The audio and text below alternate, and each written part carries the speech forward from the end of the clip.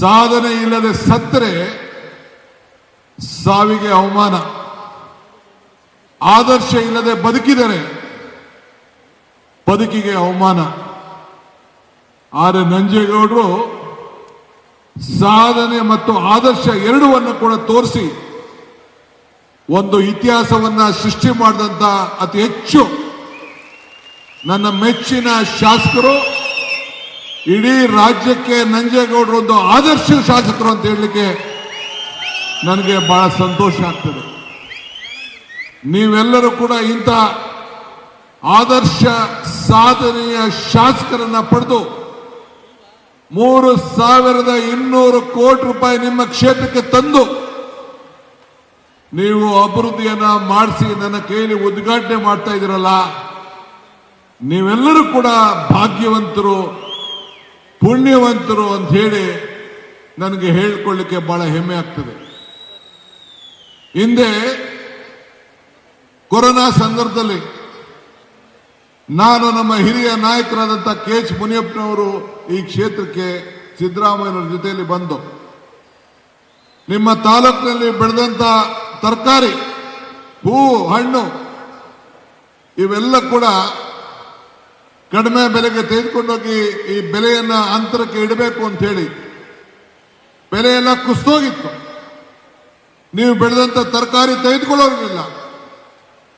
ಆದರೆ ಆ ಕೊರೋನಾ ಸಂದರ್ಭದಲ್ಲಿ ಇಡೀ ರಾಜ್ಯಕ್ಕೆ ಒಂದು ದೊಡ್ಡ ಹೆಸರನ್ನ ಕೊಟ್ಟಂತ ಒಂದು ಐತಿಹಾಸಿಕವಾದಂತ ಈ ಮಾಲೂರು ತಾಲೂಕನ್ನ ನಾನು ಮರೆಯಲಿಕ್ಕೆ ಸಾಧ್ಯ ಇಲ್ಲ.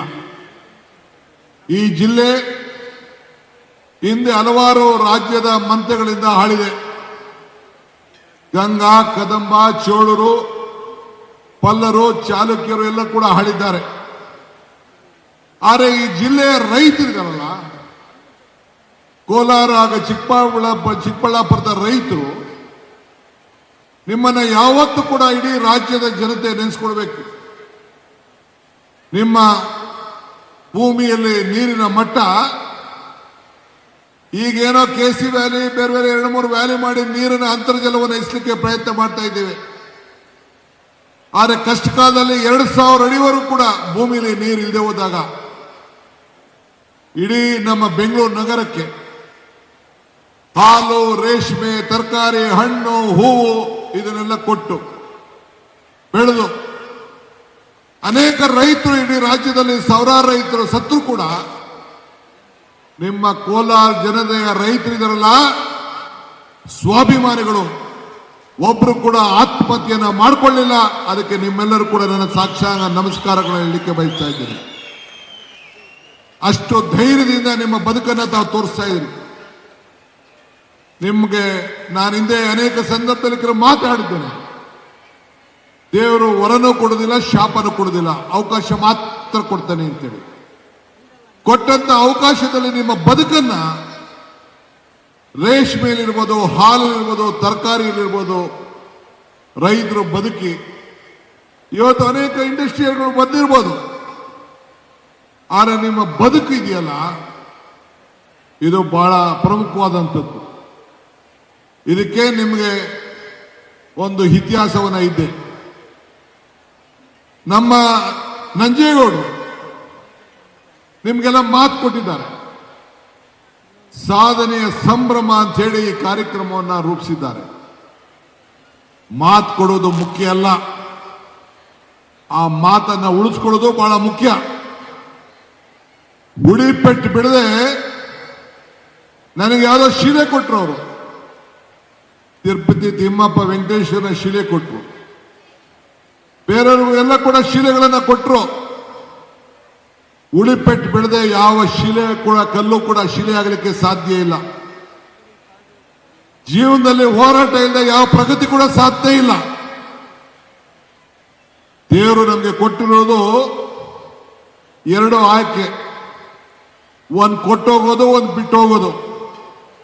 ಹಂಗೆ ಅವರ ಬದುಕಿನಲ್ಲಿ ಈ ಮಾಲೂರು ಕ್ಷೇತ್ರದಲ್ಲಿ ಇವತ್ತೇನು ಈ ಕಾರ್ಯಕ್ರಮವನ್ನು ಇಟ್ಟು ವಿದ್ಯುತ್ ಶಕ್ತಿ, ಕೆರೆ ನೀರು ತುಂಬಿಸುವಂಥದ್ದು ಮತ್ತು ನೂರಾರು ಕಲ್ಲುಗಳು ಏನು ಇಲ್ಲಿ ನಿಲ್ಲಿಸಿದ್ದೀವಿ, ಇದು ಸಾಕ್ಷಿ ಗುಡ್ಡೆಗಳಾಗಿ ಉಳ್ಕೊಳ್ತವೆ. ಕೆಲವರು ಟೀಕೆಗಳನ್ನು ಮಾಡ್ತಾರೆ. ವಿರೋಧ ಪಾರ್ಟಿಯವರು ಟೀಕೆಗಳು ಮಾಡಲಿ, ಅವ್ರು ಟೀಕೆ ಮಾಡೋದು ನಮ್ಗೆ ಬಹಳ ಮುಖ್ಯ. ನಮ್ಮಲ್ಲೇನೋ ತಪ್ಪು ಕಂಡಿಡಿದ್ರು ಚಿಂತೆ ಇಲ್ಲ, ತಿದ್ದುಕೊಳ್ಳಿಕ್ಕೆ ನಾವು ಸಿದ್ಧವಾಗಿದ್ದೇವೆ. ಆದರೆ ವಿರೋಧ ಪಕ್ಷವರು ಕಳೆದ 3 ವರ್ಷದಿಂದ ಮಾಡಿದ ಟೀಕೆಗಳೆಲ್ಲ ಸತ್ತೋಗಿದೆ. ನಮ್ಮ ಕೆಲಸಗಳು ಉಳ್ಕೊಂಡು ಇವತ್ತು ಈ ಕಲ್ಲುಗಳು ಸಾಕ್ಷಿಯಾಗಿ ಇವತ್ತು ಉಳ್ಕೊಂಡಿದೆ. ವ್ಯಕ್ತಿ ಮನೆಯಲ್ಲಿ ಜನಿಸ್ತಾನೆ, ಹುಟ್ಟು ನಾವೆಲ್ಲ ಮನೆಯಲ್ಲಿ ಜನಿಸ್ತೇವೆ, ಆದರೆ ವ್ಯಕ್ತಿತ್ವ ಮಾತ್ರ ಬಹಳ ಪ್ರಮುಖವಾದ್ದು. ಸೊ ಹಂಗೆ ಬಾಬಾ ಸಾಹೇಬ್ ಅಂಬೇಡ್ಕರ್ ಅವರು ಹೇಳ್ತಾರೆ, ಇತಿಹಾಸ ಮರ್ತವನು ಇತಿಹಾಸವನ್ನು ಸೃಷ್ಟಿ ಮಾಡಲಿಕ್ಕೆ ಸಾಧ್ಯ ಇಲ್ಲ ಅಂತ ಹೇಳಿ. ಹಂಗೆ ಈ ಕಾರ್ಯಕ್ರಮ ನಂಜೇಗೌಡರು ಮತ್ತು ನಿಮ್ಮೆಲ್ಲರ ಕಾರ್ಯಕ್ರಮ, ಇದು ನಾನು ನಂಜೇಗೌಡರು ಒಬ್ಬರಿಗೆ ನಾನು ಅಭಿನಂದಿಸುವುದಿಲ್ಲ. ಈ ಮಾಲೂರು ತಾಲೂಕಿನ ಪ್ರತಿಯೊಬ್ಬರು ಕೂಡ ನಮ್ಮ ಮೇಲೆ ಏನು ನಂಬಿಕೆಯನ್ನು ಇಟ್ಕೊಂಡು ಆಶೀರ್ವಾದ ಮಾಡ್ತಾ ಇದ್ದೀರಿ. ಇದು ಬಹಳ ಮುಖ್ಯ. ನೀವೆಲ್ಲ ಕೂಡ ನೀವು ಅಭಿನಂದನೆಗೆ ಪಾತ್ರರಾಗಿದ್ದೀರಿ. ಸೋಲು ಯಾವಾಗಲೂ ಕೂಡ ಇರ್ತದೆ. ಹಿಂದೆ ಸೋಲುಗಳು ಬೇಕಾದಷ್ಟು ಆಗಿದೆ ನಮ್ಮ ಪಕ್ಷಕ್ಕೆ. ಆದರೆ ನಾವು ಸಾಧನೆಗಳನ್ನು ಕೂಡ ಆ ಸೋಲಿನ ಜೊತೆಯಲ್ಲಿ ಕೂಡ ನಾವು ಸ್ವೀಕಾರವನ್ನು ನಾವು ಮಾಡಿದ್ದೇವೆ. ಇವತ್ತು ಪ್ರತಿಯೊಬ್ಬರು ಕೂಡ ನಮ್ಮ ಬದುಕಿನಲ್ಲಿ ಎಲ್ಲರೂ ಕೂಡ ಅನೇಕ ನೋವುಗಳನ್ನು ನಾವು ನೋಡ್ಕೊಂಡು ಬಂದಿದ್ದೇವೆ. ಆದರೆ ಅದನ್ನ ನೋವುಗಳನ್ನು ತೀರಿಸುವಂತ ವಿಧಾನ, ಜನರ ನಂಬಿಕೆ, ಇವೆಲ್ಲ ಬಹಳ ಮುಖ್ಯವಾದಂತಹ ವಿಚಾರ. ಹೋರಾಟ ಇಲ್ಲ ಅಂದ್ರೆ ಪ್ರಗತಿ ಮಾಡಲಿಕ್ಕೆ ಸಾಧ್ಯ ಇಲ್ಲ. ಇವೆಲ್ಲ ಬದಲಾವಣೆಗಳಿದೆಯಲ್ಲ, ಇವೆಲ್ಲ ಅವಕಾಶಗಳನ್ನ ಸೃಷ್ಟಿ ಮಾಡ್ತದೆ. ಒಳ್ಳೆಯದು ಉಳಿಸ್ಕೊಳ್ಬೇಕಾದ್ರೆ ಅನೇಕ ಕೆಟ್ಟವ್ರ ಜೊತೆ ಹೋರಾಟವನ್ನು ಕೂಡ ನಾವು ಮಾಡಬೇಕಾಗ್ತದೆ. ಇವತ್ತು ತಮಗೆ ನಾನು ಕೇಳ್ಕೊಳ್ಳೋದು ಇಷ್ಟೇ, ಇವತ್ತು ರೈತರ ಕಣ್ಣೀರನ್ನ ಒರೆಸುವಂತ ಸರ್ಕಾರ, ನಾವೆಲ್ಲ ಮಂತ್ರಿಗಳು, ಶಾಸಕರು ನಿಮ್ಮ ಮುಂದೆ ನಾವು ನಿಂತಿದ್ದೇವೆ. ಕೃಷಿ ನಿಮ್ಮೆಲ್ಲರ ಸಂಸ್ಕೃತಿ, ರೈತರೇ ನಮ್ಮ ಆಸ್ತಿ. ನಾನು ಹಿಂದೆ ಎಲೆಕ್ಷನ್ ಟೈಮಲ್ಲಿ ಒಂದು ಮಾತು ಹೇಳಿದೆ. ನಮ್ಮ ಸ್ನೇಹಿತ ವೆಂಕಟೇಶ್ವರರೆಡ್ಡಿ ಮತ್ತು ಕೆಲವು ಸ್ನೇಹಿತರಿಗೆ ನೋವಾಗ್ಬೋದು. ಕಮಲ ಕೆರೆಯಲ್ಲಿದ್ದರೆ ಚಂದ, ತೆನೆ ಹೊಲದಲ್ಲಿದ್ದರೆ ಚಂದ, ಈ ದಾನ ಧರ್ಮ ಮಾಡುವ ಕೈ ಅಧಿಕಾರದಲ್ಲಿದ್ರೆ ಮಾತ್ರ ಚಂದ ಅಂತ ಹೇಳಿದೆ. ಈ ದಾನ ಧರ್ಮ ಅಧಿಕಾರಕ್ಕೆ ಬಂದದಕ್ಕೆ ಇವತ್ತು ನಾವು 5 ಗ್ಯಾರಂಟಿಗಳನ್ನು ಕೊಟ್ಟು, 5 ಗ್ಯಾರಂಟಿ ಏನು ಮಾಡ್ತು? ನಿಮ್ಮ ಬದುಕನ್ನೇ ಬದಲಾವಣೆ ಮಾಡ್ತು. 1,60,00,000 ಜನರಿಗೆ ಮನೆಯಲ್ಲಿ ಉಚಿತವಾಗಿ ಬೆಳಕನ್ನ ಹಚ್ಚಿಸ್ತಾ ಇದ್ದೇವೆ. 1,26,00,000 ಯಜಮಾನಿಯರಿಗೆ ನೇರವಾಗಿ ಅವರ ಅಕೌಂಟ್ಗೆ ಹಣ ಕಳಿಸ್ಕೊಡ್ತಾ ಇದ್ದೇವೆ. ನಮ್ಮ ರಾಮಲಿಂಗಾರೆಡ್ಡಿ ಅವರ ಮುಖಂಡತ್ವದಲ್ಲಿ ಎಲ್ಲ ನನ್ನ ತಾಯಂದಿರು ಉಚಿತವಾಗಿ ಬೆಂಗಳೂರು, ಧರ್ಮಸ್ಥಳ, ಕುಕ್ಕೆ ಸುಬ್ರಹ್ಮಣ್ಯ, ಮೈಸೂರು, ಚಾಮುಂಡಿ ಎಲ್ಲ ಕೂಡ ಭೇಟಿಯನ್ನು ಕೊಡ್ತಾ ಇದ್ದೀವಿ. ಎಷ್ಟೋ ಜನ ಬೆಂಗಳೂರಿನಿಂದ ಹೊರಗಡೆಯಿಂದ ಬಂದು ನಿಮ್ಮ ಜಿಲ್ಲೆಯಲ್ಲಿರುವಂತ ಅನೇಕ ಧಾರ್ಮಿಕ ಕ್ಷೇತ್ರಗಳಿಗೆ ಕೂಡ ಭೇಟಿ ಕೊಡ್ತಾ ಇದ್ದಾರೆ. ನಾನು ಗಣೇಶನ ಏನೋ ಶಿವಲಿಂಗ ಕ್ಷೇತ್ರ ಕೂಡ ನಿಮ್ಮ ಜಿಲ್ಲೆಯಲ್ಲಿದೆ, ಅದಕ್ಕೆಲ್ಲ ಕೂಡ ಹಿಂದೆ ನಾನು ಕೂಡ ಬಂದಿದ್ದೇನೆ. ಈ ಭಾಗದ ನಾಯಕರಾದಂತಹ ಶಾಸಕರಾದಂತಹ ನಂಜೇಗೌಡರು ನಿಮ್ಮ ಕೊಟ್ಟ ಮಾತನ್ನ ಉಳಿಸ್ಕೊಂಡಿದ್ದಾರೆ. ಮಾತು ಕೊಡೋದು ಮುಖ್ಯ ಅಲ್ಲ, ಆ ಮಾತನ್ನು ಉಳಿಸ್ಕೊಳ್ಳೋದು ಮುಖ್ಯ. ಅದಕ್ಕೆ ಈ ಒಂದು ಅಭಿವೃದ್ಧಿಯ ಕಾರ್ಯಕ್ರಮನೇ ಇವತ್ತು ಉದಾಹರಣೆ. ಕಾಯಕರಿಂದ ನಾಯಕತ್ವ ಸಿಗ್ತದೆ. ಜನಪರವಾಗಿದ್ದರೆ ಮಾತ್ರ ಅಧಿಕಾರ ಸಿಗ್ತದೆ. ಅಧಿಕಾರ ನಶ್ವರ, ಸಾಧನೆಗಳು ಅಜಾಮರ, ಆದರೆ ಮತದಾರರೇ ಈಶ್ವರ ಅಂತ ಹೇಳಿ ನಿಮ್ಮೆಲ್ಲರೂ ಕೂಡ ದೇವರ ಸಮಾನದಲ್ಲಿ ನಾವು ನೋಡ್ತಾ ಇದ್ದೇವೆ. ಸರ್ಕಾರದ 5 ಗ್ಯಾರಂಟಿಗಳು ಇಡೀ ದೇಶಕ್ಕೆ ಒಂದು ಮಾದರಿ. ನಮ್ಮ ಪ್ರಧಾನಮಂತ್ರಿಗಳಂತ ನರೇಂದ್ರ ಮೋದಿ ಅವರು ಮತ್ತು ಬಿಜೆಪಿ ಸ್ನೇಹಿತರುಗಳೆಲ್ಲ ನಮ್ಮ ಗ್ಯಾರಂಟಿಗಳನ್ನು ಟೀಕೆ ಮಾಡಿದ್ರು. ಇದು ಸಾಧ್ಯ ಇಲ್ಲ ಅಂತ ಹೇಳಿದ್ರು.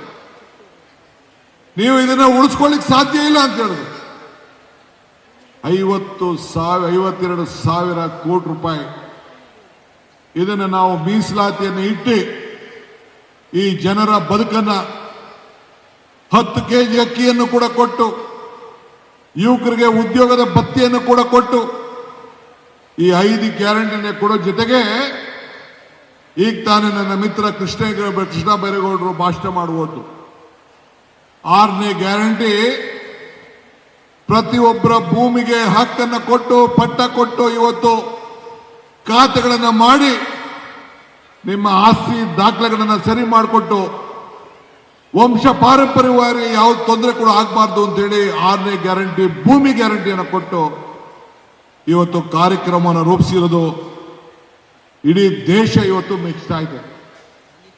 ಕೇಂದ್ರದ ಬಿಜೆಪಿ ಸರ್ಕಾರ ಕೂಡ ಈ ನಮ್ಮ 6ನೇ ಗ್ಯಾರಂಟಿಗೆ, ಭೂಮಿ ಗ್ಯಾರಂಟಿಗೆ ಬೆಂಗಳೂರು ನಗರದಲ್ಲೇ 25 ಲಕ್ಷ ಮನೆಗಳಿಗೆ, ಮನೆ ಬಾಗಿಲಿಗೆ ಖಾತೆಗಳನ್ನು ಕೊಟ್ಟು ಇವತ್ತು ಅವರೆಲ್ಲ ಕೂಡ ನಮಗೆ ಪ್ರಶಸ್ತಿಯನ್ನ ಕೊಟ್ಟಿದ್ದಾರೆ. ಇವತ್ತು ನಾನು ತಮಗೆ ಹೇಳೋದಿಷ್ಟೇ, ಇವತ್ತು ನಾವೆಲ್ಲ ಅಧಿಕಾರಕ್ಕೆ ಬಂದಿದ್ದೇವೆ. ನಮ್ಮ 7ನೇ ಗ್ಯಾರಂಟಿ ನೀರಿನ ಗ್ಯಾರಂಟಿ. ಇವತ್ತು ಜನತಾದಳದ ಅಧ್ಯಕ್ಷರು ಆಡ್ಕೊಳ್ತಾ ಇದ್ರು, ನಮ್ಮ ಏನು ಎತ್ತಿನೊಳೆ ಯೋಜನೆ ಇದೆಯಲ್ಲ ಇದು ಸಾಧ್ಯ ಇಲ್ಲ ಅಂತೇಳಿ. ಕಷ್ಟವಾದದ್ದು, ಯಾವುದೋ ಸುಲಭ ಅಲ್ಲ, ಒಪ್ಕೊಳ್ತೀನಿ ನಾನು. ಆದರೆ ಪ್ರಯತ್ನ ಮಾಡಬೇಕಲ್ಲ. ಇವತ್ತು ನೀರನ್ನು ನಾವು ಏನು ಪಶ್ಚಿಮ ಘಟ್ಟದಿಂದ ಏನು ಹಾಸನ ಜಿಲ್ಲೆಯ ಮಂಗಳೂರು ಭಾಗದಿಂದ ಇವತ್ತು ಆ ನೀರನ್ನು ತಂದು ಕೋಲಾರ, ಚಿಕ್ಕಬಳ್ಳಾಪುರಕ್ಕೆ ಕೆರೆಗಳನ್ನು ತುಂಬಿಸಬೇಕು ಅಂತೇಳಿ ಈಗಾಗಲೇ ನಾನು ತುಮಕೂರವರೆಗೂ ಕೂಡ ನೀರನ್ನು ತಗಲಿಕ್ಕೆ ಎಲ್ಲ ಪ್ರಯತ್ನವನ್ನು ಮಾಡಿದ್ದೇವೆ. ಈಗಾಗಲೇ ಕೆಸಿ ವ್ಯಾಲಿ ಇವೆಲ್ಲ ಕೂಡ ಆಗಿ ಸುಮಾರು 104 ಕೆರೆಗಳನ್ನು ಈಗಾಗಲೇ ಈ ಜಿಲ್ಲೆಯಲ್ಲಿ ತುಂಬಿಸಿದ್ದೇವೆ. ಎತ್ತಿನ ಹೊಳೆಯಲ್ಲೂ ಕೂಡ ಈ ಕಾರ್ಯಕ್ರಮವನ್ನು 27 ಒಳಗಡೆ ಕೂಡ ಈಗಾಗಲೇ ಈ ಕಾರ್ಯಕ್ರಮವನ್ನು ಮುಗಿಸ್ಬೇಕು ಅಂತೇಳಿ ಈಗಾಗಲೇ ಸಂಕಲ್ಪವನ್ನು ಕೂಡ ಅನೇಕ ಯೋಜನೆಗಳನ್ನು ನಿಮಗೆ ಅನೇಕ ಯೋಜನೆಗಳಿಗೆ ತೊಂದರೆ ಆಗ್ತಿದೆ, ಸಾಧ್ಯ ಇಲ್ಲ. ಪ್ರತಿಯೊಂದು ಪಂಚಾಯತಿಲೂ ಕೂಡ ಭಾರತ್ ಜೋಡೋ ಯುವಕ ಸಂಘ ಇಲ್ಲ. ಸ್ಪೀಕರ್ ಅವರು ಇಡೀ ದೇಶಕ್ಕೆ ಒಂದು ಮಾದರಿ ಸ್ಪೀಕರ್ ಅಂತ ಹೇಳಿ ಅವರ ಹೆಸರನ್ನ ಪಡ್ಕೊಂಡದ್ದು ತಾವೆಲ್ಲ ಈಗ ಗಮನಿಸಿದ್ದೀರಿ. ಇವೆಲ್ಲ ನವರತ್ನಗಳು ಇವತ್ತು, ನಮ್ಮ ಸರ್ಕಾರದ ನವರತ್ನಗಳು ಇವತ್ತು. ನಾನು ಒಬ್ಬನೇ ಆಗಲಿ, ಸಿದ್ದರಾಮಯ್ಯನವರಾಗಲಿ ಇಬ್ರು ಅಲ್ಲ. ಮುಂದಿನ ದಿನಕ್ಕೆ ನಮ್ಮ ಯತೀಂದ್ರ ಸಿದ್ದರಾಮಯ್ಯನವರು ಅವರು ಕೂಡ ಇವತ್ತು ನಿಮ್ಮ ಮುಂದೆ ಬಂದು ಗ್ರಾಮೀಣ ಅಭಿವೃದ್ಧಿಯ ಜೊತೆಗೆ ನಗರ ಅಭಿವೃದ್ಧಿಯ ಅನೇಕ ಕಾರ್ಯಕ್ರಮಗಳನ್ನು ಮುನ್ನಡೆಗೆ ಇವತ್ತು ಅವರು ಕೂಡ ಸಂಕಲ್ಪವನ್ನು ಕೂಡ ಹೊಂದಿದ್ದಾರೆ. ಜೊತೆಗೆ ಈ ಜಿಲ್ಲೆಯ ಎಲ್ಲ ಶಾಸಕರು ಕೂಡ, ನಮ್ಮ ಪಕ್ಷದ ಎಲ್ಲ ಶಾಸಕರು ಆಧಾರ ಸ್ತಂಭ. ಇವತ್ತು ಎಲ್ಲರೂ ಕೂಡ ನಾನು ಮನವಿ ಮಾಡ್ತೇನೆ, ಒಗ್ಗಟ್ಟಿನಲ್ಲಿ ಬಲ ಇದೆ, ಜೊತೆಯಲ್ಲಿ ಬಲವಿದೆ. ಮಂತ್ರಿ ಮಂಡಲದಲ್ಲಿ ಈ ಜಿಲ್ಲೆಗೆ ಸ್ಥಾನ ಕೊಡ್ಲಿಕ್ಕೆ ಆಗಿಲ್ಲ, ಅನೇಕ ಕಾರಣಕ್ಕಾಗ್ತಿದೆ. ಆದರೆ ಪ್ರತಿಯೊಬ್ಬ ಶಾಸಕರು ಕೂಡ ಅವರೇ ಮುಖ್ಯಮಂತ್ರಿಗಳು, ಅವರೇ ಮಂತ್ರಿಗಳು, ಆ ಶಕ್ತಿಯನ್ನು ತುಂಬುವಂತ ಕೆಲಸ ಈ DK ಶಿವಕುಮಾರ್ ಮಾಡ್ತಾರೆ ಅನ್ನೋ ಮಾತನ್ನ ಈ ಸಂದರ್ಭದಲ್ಲಿ ಹೇಳಲಿಕ್ಕೆ ನಾನು ಬಯಸ್ತಾ ಇದ್ದೇನೆ. ಇದು ನನ್ನ ಕರ್ತವ್ಯ. ಇಡೀ ಕರ್ನಾಟಕದ ಹೆಸರು ವಿಶ್ವದಲ್ಲೇ ಇವತ್ತು ಬೆಳಗ್ತಾ ಇದೆ. ನಾನು ಪ್ರಧಾನಮಂತ್ರಿಗಳಿಗೆ ಹೇಳಿದೆ ಮೈಸೂರಿನಲ್ಲಿ, ವಿವೇಕಾನಂದ ಅವರು ಹೇಳ್ತಾರೆ, ಅಧಿಕಾರ ಇಲ್ಲದೆ ಹೋದಾಗ ಕಷ್ಟ ಕಾಲದಲ್ಲಿ ಬಿ ಬೋಲ್ಡ್ ಹಾರ್ಟೆಡ್, ಅಧಿಕಾರ ಬಂದಾಗ ಈ ಹೃದಯ ಶ್ರೀಮಂತಿಕೆ ಇರಬೇಕು, ಕರ್ನಾಟಕದ ಮೇಲೆ ನೀವು ಹೃದಯ ಶ್ರೀಮಂತಿಕೆಯನ್ನು ತೋರಿಸಬೇಕು ಅಂತ ಹೇಳಿ ಅವ್ರಿಗೆ ನಾನು ಮನವಿಯನ್ನು ಮಾಡಿದೆ. ಇಡೀ ಜನ ಹೇಳಿದ್ರು ಒಳ್ಳೆ ತೀರ್ಮಾನವನ್ನು ನೀನು ಮಾಡಿದಿ ಅಂತೇಳಿ ಇವತ್ತು ಪ್ರಗತಿಗೆ ನಾವು ಗೌರವನ ಕೊಡ್ತಾ ಇದ್ದೇವೆ. ಜಲ ಜೀವನದ ಜೀವಕ್ಕೆ ಒಂದು ನೆಮ್ಮದಿ. ನೀರಿಲ್ಲದೆ ಬದುಕಿಲ್ಲ. ನಮಗೂ ನಿಮಗೂ ಇರುವಂತ ಸಂಬಂಧ ಭಕ್ತಂಗೂ ಭಗವಂತ. ಚಿಂತೆ ಮಾಡೋದು ಬೇಡ. ನಾವು APMC ಬಗ್ಗೆ ಈಗಾಗಲೇ ಕಾರ್ಯಕ್ರಮವನ್ನು ರೂಪಿಸಿ 60 ಎಕರೆ ಮಂಜೂರು ಮಾಡಲಿಕ್ಕೆ ಈಗಾಗಲೇ ಸಿದ್ಧತೆ ಕೂಡ ಆಗ್ತಾ ಇದೆ. ಎತ್ತಿನೊಳ ಯೋಜನೆ ಏನಿದೆಯಲ್ಲ, ನಮ್ಮ ಮುನಿಯಪ್ಪನವರು ಆದಿಯಾಗಿ ನಮ್ಮೆಲ್ಲ ಶಾಸಕರು ಕಂಕಣಬದ್ಧವಾಗಿ ನನ್ನ ಮೇಲೆ ಒತ್ತಡವನ್ನು ಹೇರ್ತಾ ಇದ್ದಾರೆ. ನಾನು ಕೂಡ ಅದಕ್ಕೆ ಹೊಸ ರೂಪವನ್ನು ಕೊಡ್ತಾ ಇದ್ದೇನೆ. ರಾಮಲಿಂಗಾರೆಡ್ಡಿ ಅವರು ನಾನು ಇಬ್ರು ಕೂಡ ನಾವು ಮಾತಾಡ್ಕೊಂಡಿದ್ದೇವೆ. ನೀರನ್ನ ಹರಿಸಬೇಕಾದ್ದು, ತುಂಬಿಸ್ಬೇಕಾದ್ದು, ಬರೀ 30 ದಿನದಲ್ಲಿ ನೀರನ್ನ ಕೆರೆಗಳನ್ನು ತುಂಬಿಸುವಂತ ಏನು ಈ ಕಾರ್ಯಕ್ರಮ ಇದೆಯಲ್ಲ, ಅದು ಕೂಡ ಇದನ್ನ ಮುಂದುವರಿತದೆ. ಚಿಂತೆ ಮಾಡೋದು ಬೇಡ. ನಮ್ಮ ಮೇಲೆ ಅಪಾರವಾದಂತಹ ವಿಶ್ವಾಸ, ನಂಬಿಕೆಯನ್ನು ಇಟ್ಕೊಂಡಿದ್ದೀರಿ. ಆ ನಂಬಿಕೆಯನ್ನ ಹಸು ಮಾಡೋದಿಲ್ಲ. ನಿಮ್ಮ ಆಶೀರ್ವಾದ ನಮ್ಮ ಸರ್ಕಾರದ ಮೇಲೆ ಇರಲಿ. ಚಿಂತೆ ಮಾಡೋದು ಬೇಡ. ವಿರೋಧ ಪಾರ್ಟಿಯವರು ಏನ್ ಬೇಕಾದ್ರೂ ಆಸೆ ಪಟ್ಕೊಳ್ಳಿ, ಅದು ತಪ್ಪೇನೇ ಇಲ್ಲ. ಅವ್ರು ಏನ್ ಬೇಕಾದ್ರೂ ಮಾಡ್ಕೊಳ್ಳಿ. ನಮಗೂ ನಿಮಗೂ ಇರುವಂತ ಸಂಬಂಧ ಭಕ್ತಂಗೂ ಭಗವಂತನಿಗಿರುವಂತ ಸಂಬಂಧ. ಇಂಥ ಒಂದು ದೇವಾಲಯ ಸ್ವರೂಪದಲ್ಲಿ ಕೂತ್ಕೊಂಡು ನೀವೆಲ್ಲ ನಮ್ಗೆ ಆಶೀರ್ವಾದ ಮಾಡಲಿಕ್ಕೆ ಇಷ್ಟು ದೊಡ್ಡ ಸಂಖ್ಯೆಯಲ್ಲಿ ಬಂದಿದ್ದೀರಿ. ನಿಮ್ಮೆಲ್ಲರ ಪಾದಗಳಿಗೆ ನನ್ನ ಸಾಕ್ಷಾಂಗ ನಮಸ್ಕಾರಗಳನ್ನು ಹೇಳಿ, ಸದಾ ನಾವು ನೀವೆಲ್ಲ ಒಟ್ಟಿಗೆ ಸೇರಿ ಈ ರಾಜ್ಯವನ್ನು ಅಭಿವೃದ್ಧಿ ಮಾಡೋಣ, ಈ ಜಿಲ್ಲೆ, ಈ ಕ್ಷೇತ್ರವನ್ನು ಅಭಿವೃದ್ಧಿ ಮಾಡೋಣ ಅಂತ ಹೇಳಿ ಇನ್ನು ಅನೇಕ ವಿಧಾನ ಪರಿಷತ್ತಿನ ಸದಸ್ಯರು ಕೂಡ ಈ ಜಿಲ್ಲೆಯವರು, ಅನಿಲ್ ಕುಮಾರ್, ಶ್ರೀನಿವಾಸ್ ಆದಿಯಾಗಿ ಅವರೆಲ್ಲರೂ ಕೂಡ ಇದ್ದಾರೆ. ನಮ್ಮ ಮಂಜು ಕೋಲಾರ ಶಾಸಕರು ಆದಿಯಾಗಿ, ಮುಳಬಾಗಿಲು ಶಾಸಕರು ಆದಿಯಾಗಿ ಎಲ್ಲರೂ ಕೂಡ, ಶ್ರೀನಿವಾಸಪುರ ಶಾಸಕರೆಲ್ಲ ಕೂಡ ಇದ್ದಾರೆ. ನಾವೆಲ್ಲ ಒಟ್ಟಿಗೆ ಸೇರಿ ಕೆಲಸವನ್ನು ಮಾಡ್ಕೊಂಡು ನಾವು ಹೋಗ್ತೇವೆ ಅನ್ನೋ ಮಾತನ್ನ ಹೇಳಿ, ತಮ್ಮ ಆಶೀರ್ವಾದ ಇರಲಿ. ಮುನಿಯಪ್ಪನವರು ನಿಮ್ಮಿಂದ ದೂರ ಹೋಗಿಲ್ಲ. ಯಾವಾಗಲೂ ಕೂಡ ಕೋಲಾರ ಜನತೆಯ ಬದುಕಿನ ಬಗ್ಗೆ ಚಿಂತೆ ಮಾಡ್ತಾ ಇದ್ದಾರೆ. ಅವರು ಕೂಡ ನಿಮಗೆ 7 ಬಾರಿ ನಿಮ್ಮನ್ನ ಪ್ರತಿನಿಧಿಸಿದ್ದಾರೆ.